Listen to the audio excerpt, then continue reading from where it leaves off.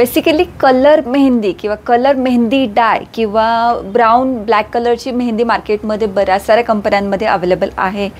ती कुणी वापरायची आणि ते कशा पद्धतीने लावायची हे सगळं आपण या व्हिडिओमध्ये बघणार आहोत. ओके, सगळ्यात बेसिकली महत्त्वाचं कलर मेहंदी आणि रेग्युलर मेहंदीमध्ये काय फरक असतो ते मला तुम्हाला सांगायचं आहे. आणि आजचा जो व्हिडिओ आहे तो सगळा कलर मेहंदी रिलेटेड असणार आहे. त्याचे डू आणि डोंट्स आणि कलर मेहंदी रिलेटेड जे काय तुमच्या मनात क्वेश्चन असतील ते ह्या व्हिडिओमध्ये नक्की सॉल्व्ह होणार आहे.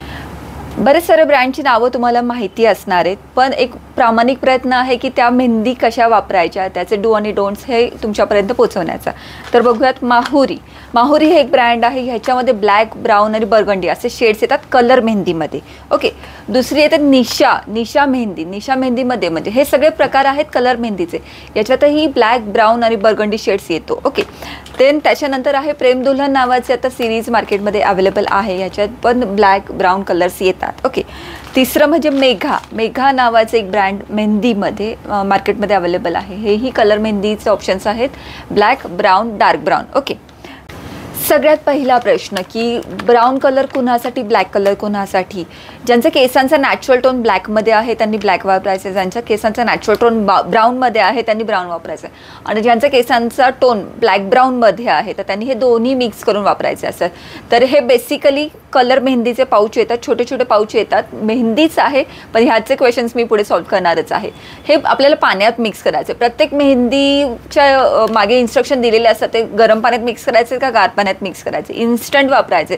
रात्रभर भिजून ठेवायची गरज नाही. जेव्हा तुम्हाला मेहंदी लावायची तेव्हाच तुम्हाला हे पाण्यामध्ये बेसिकली मिक्स करायचं. तर आज आपण स्टार्ट करूया मेहंदी. कलर मेहंदीचे सॅशे तर छोटेसेच असतात. केसांचं व्हॉल्यूम आणि केसांची लेंथ बघून तुम्हाला ठरवायचं आहे. इथे मी ब्लॅक कलरचे 2 पाऊच आणि ब्राऊन कलरचे 2 पाऊच घेतलेत.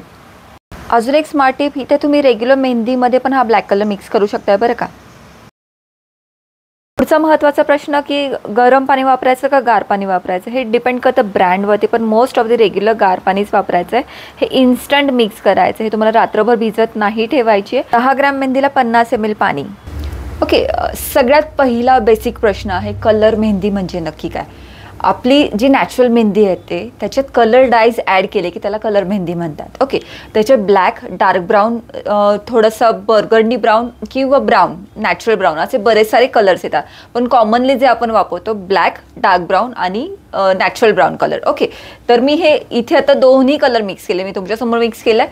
आणि ह्याचं ॲप्लिकेशन तुम्ही मेहंदीप्रमाणे पण लावू शकता किंवा कलर सेक्शन बाय सेक्शन कलरमध्ये पण लावू. सगळ्यात महत्त्वाचं सजेशन इथे आहे की तुमचे केस ऑइल फ्री पाहिजे. मेहंदी लावायच्या आधी इन्स्टंट हेअर वॉश झालेला पाहिजे, मग त्याच्यावरती तुम्हाला मेहंदीचं ॲप्लिकेशन करायचं आहे. रूट टचअप आणि ग्लोबल ॲप्लिकेशन म्हणजे नक्की काय? रूट टचअप म्हणजे नवीन ग्रोथ जेवढी वाढली आहे, जेवढे ग्रे झाले तेवढ्यालाच ॲप्लिकेशन करतो.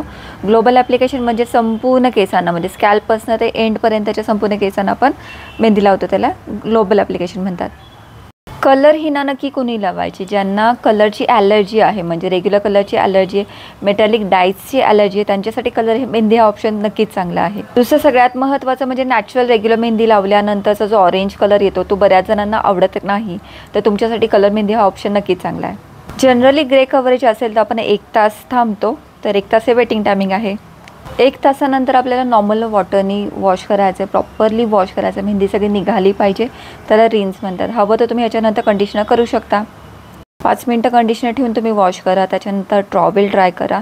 टॉवेल ड्राय झाल्यानंतर आपल्याला लावायचे सिरम. येस, कंपल्सरी आहे सिरम बरं का. मेहंदी लावा किंवा कलर लावा, सिरम खूप छान इफेक्ट देतं, तुमच्या केसांना शाईन देतं. हलकासा ब्लो ड्राय आणि कंप्लीट झाली आपल्या कलर मेहंदीची प्रोसेस. अशा रीतीने आपली कलर मेहंदी लावून कंप्लीट झालेली आहे. हा आहे आपल्या केसांचा फायनल इफेक्ट. बरेच सारे क्वेश्चन्स आणि बऱ्याच साऱ्या क्वेरीज तुमच्या या व्हिडिओमध्ये सॉल्व्ह झाले असतील.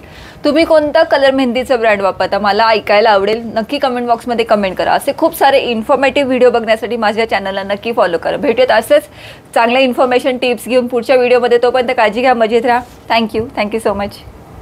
रेग्युलर मेहंदीपेक्षा कलर मेहंदी दिसायला नॅचरल दिसतं, चांगल्या केसांना ते मर्ज होऊन जातं, ह्याचा ऑरेंज टिंट येत नाही. तर नक्की ट्राय करा.